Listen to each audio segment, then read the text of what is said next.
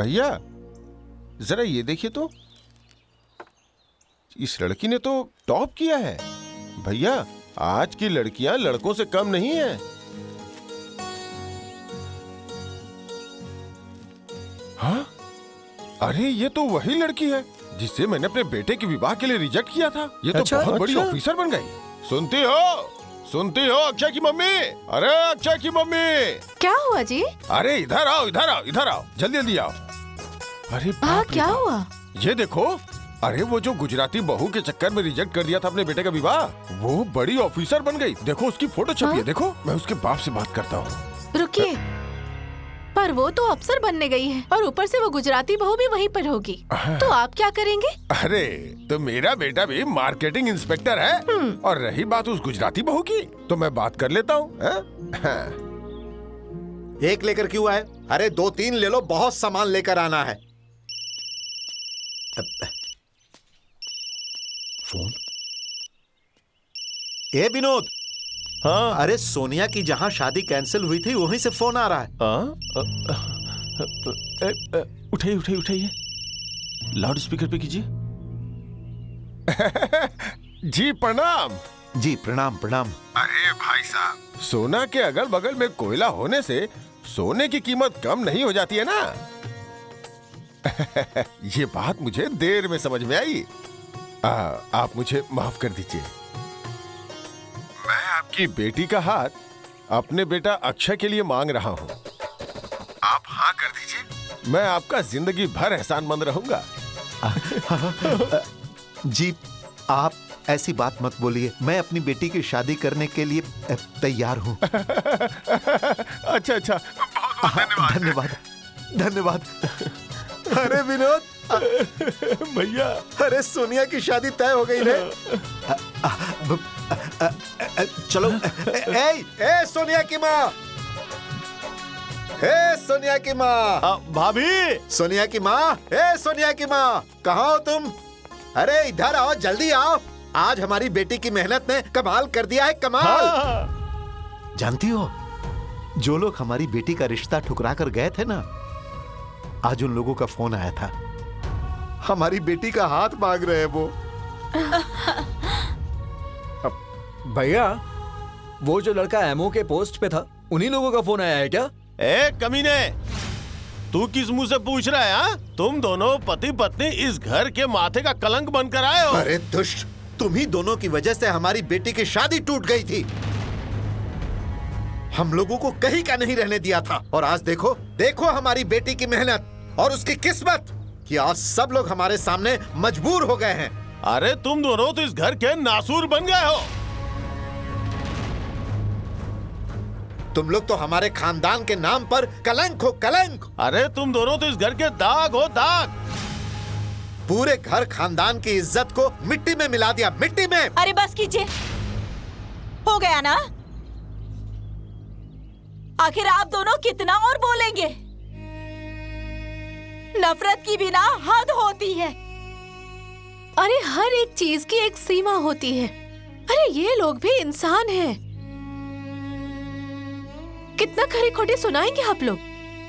आज आपकी बेटी इस लायक जो हुई है ना, तो सिर्फ और सिर्फ गुजराती बहू की वजह से।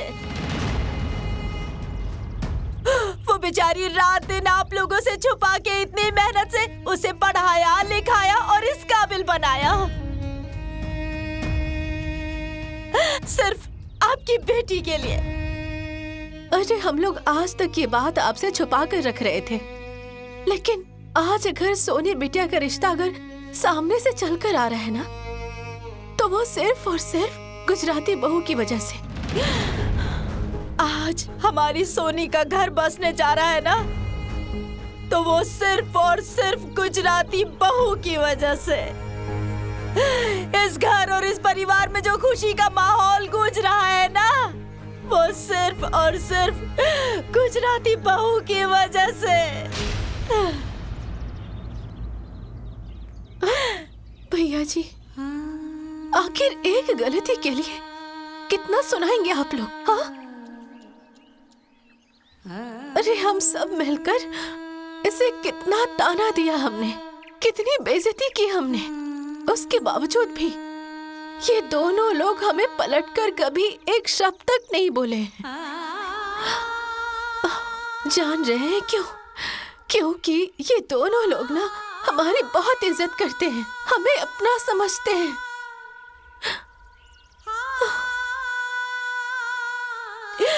ये दोनों बेघर, इन्होंने कभी हमारा बुरा नहीं चाहा। ये दोनों बेघर, इन दोनों ने हमेशा हमसे प्यार ही किया है और ये लोग हमेशा इस घर को अपना ही मानते हैं।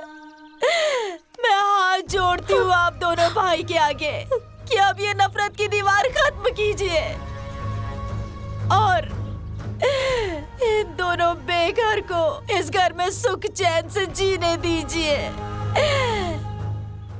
बहुत हो गया ये कलेश, ये अब इस लड़ाई झगड़े से मेरा सिर फट जाएगा। इन दोनों बेघर को इस घर में सुख चैन से जीने दीजिए। जीने दीजिए इन दोनों को।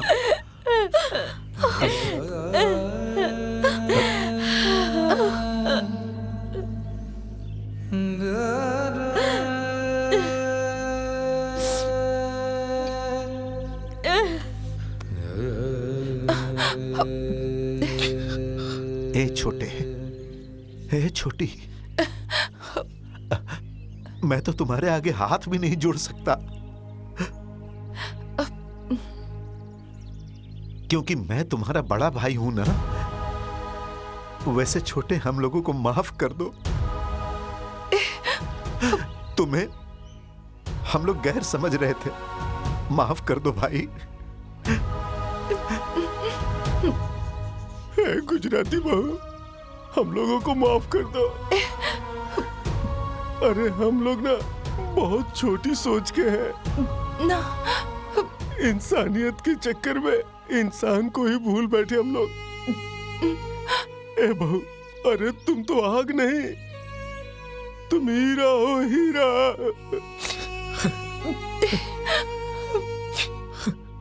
भैया, मैंने कहा था ना, रतन बहुत अच्छी है।